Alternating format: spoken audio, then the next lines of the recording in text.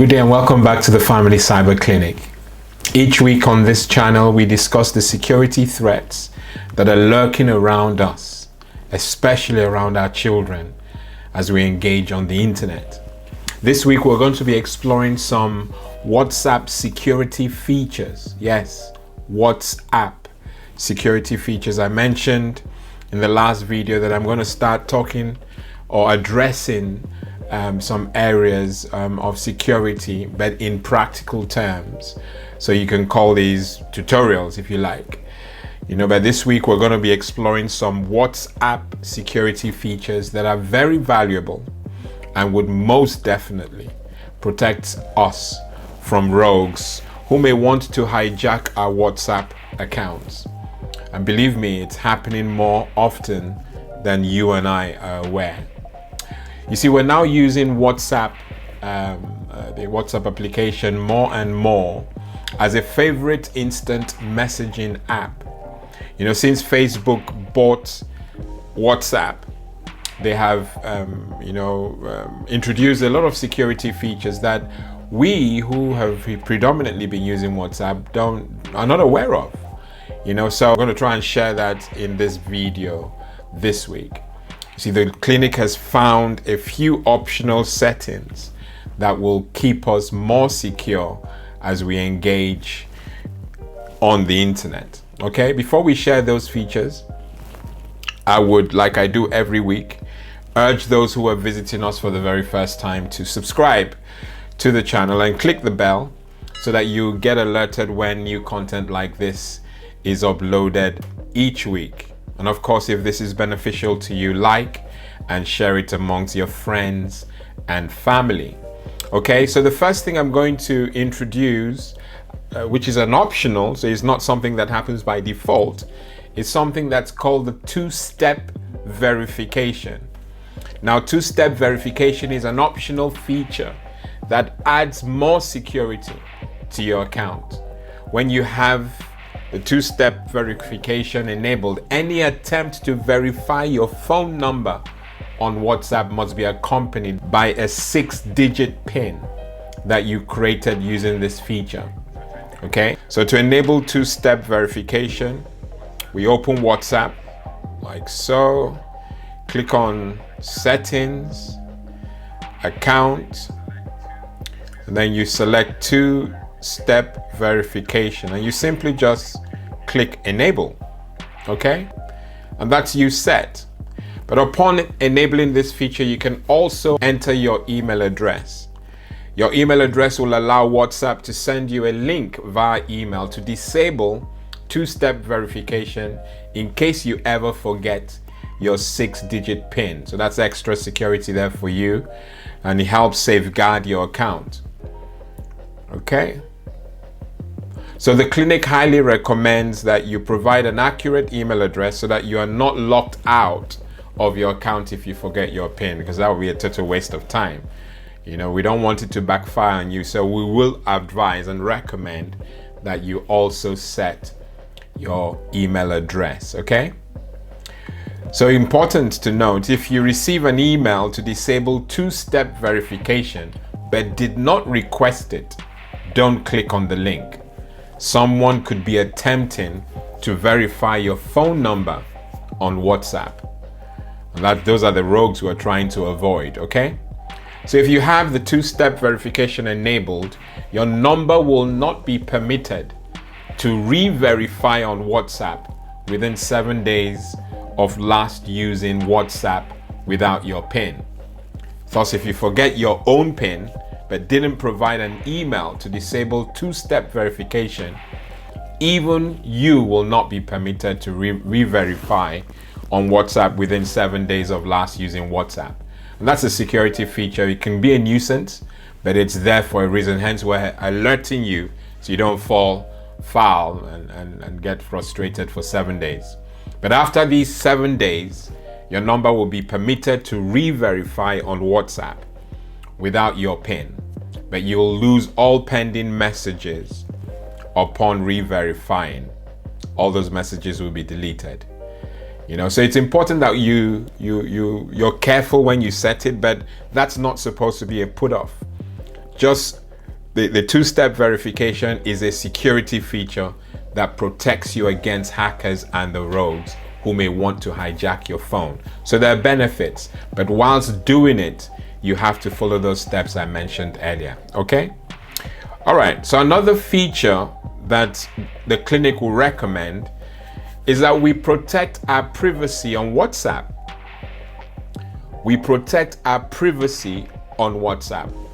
WhatsApp is not the most private messenger out there, but it gives users at least some control.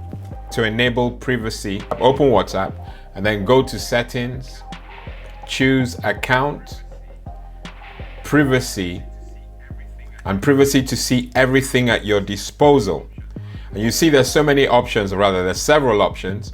You can control who can see your last seen, your profile photo, your about, status, and live location.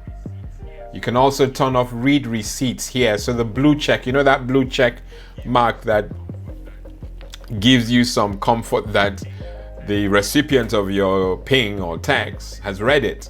Yes, you can disable it. Don't know why people will want to do that, but it's an option. So you can turn off those read receipts here. So the blue check marks are switched off.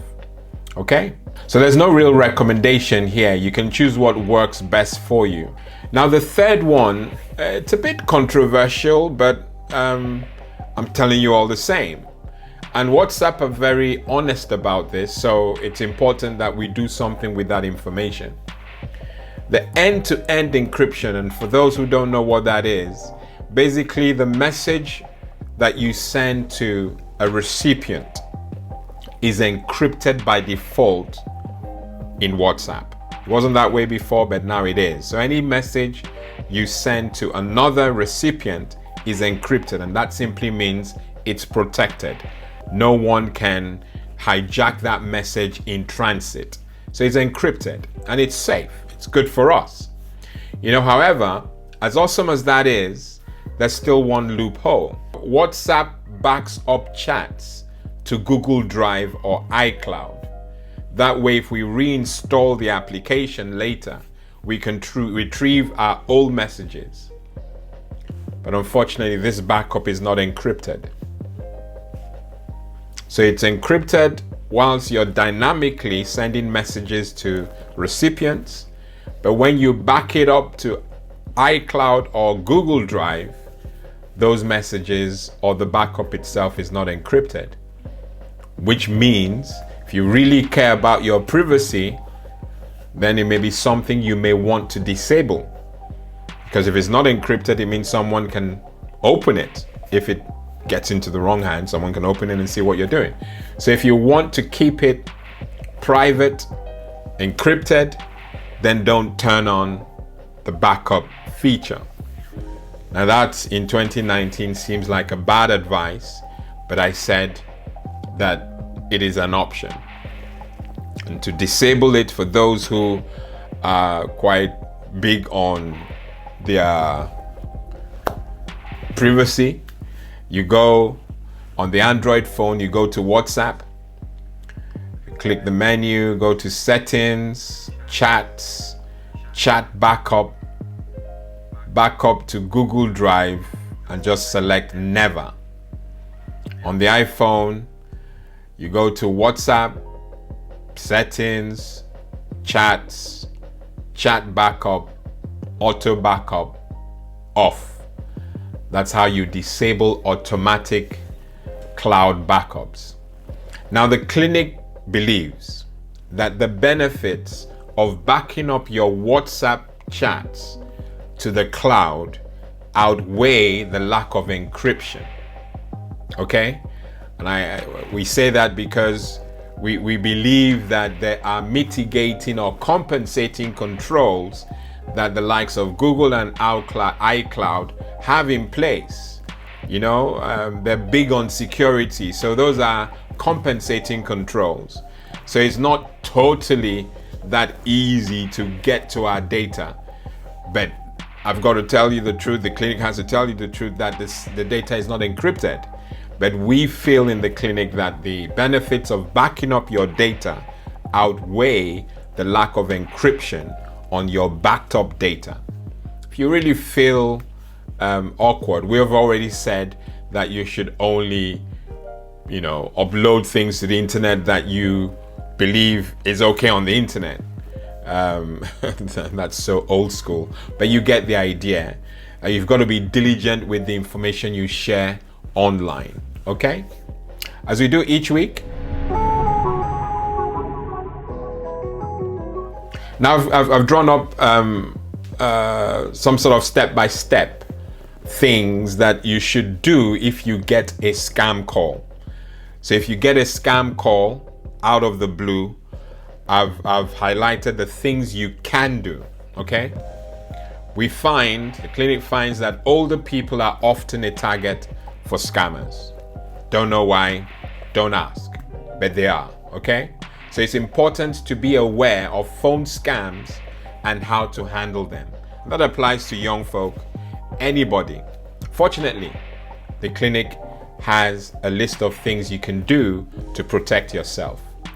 Got 4. Don't reveal personal details. So never give out personal or financial information such as your bank account details or your PIN. We've already shared a lot of information in a video. Just look at the info card, okay? Don't share this information over the phone, even if the caller claims to be from your bank, okay? Second, hang up. Many people find it very difficult to hang up. They think it's not polite. You can politely hang up the phone, and the clinic will recommend that you do that if you feel harassed or intimidated, or if the caller talks over you without giving you a chance to speak. End the call politely. So you can't just help being nice and polite, but end the call, okay? It may feel rude to hang up on someone, but you have the right not to be pressurized into doing anything. All right. The third, ring the organization. So if you get a phone call, if you're unsure whether the caller is genuine, you can always ring the company or bank they claim to be from. Make sure you find the number yourself and don't use the one provided by the caller. Again, if you look at the info card, I've released a video that will give you more information. And then the last but not the least, don't be rushed, okay? Scammers will try to rush you into providing your personal details. They may say that they have time-limited offers or claim your bank is at risk if you don't give them the information they need right away. And that's why the clinic will advise that you shouldn't be rushed. Don't feel rushed. If you feel rushed, just cut the call, and tell them that you want to think about it. That's if you want to think about it. But if you have any concerns at all about them, you do point 2, which is just hang up politely, okay? Good stuff. All right, again, as we do each week,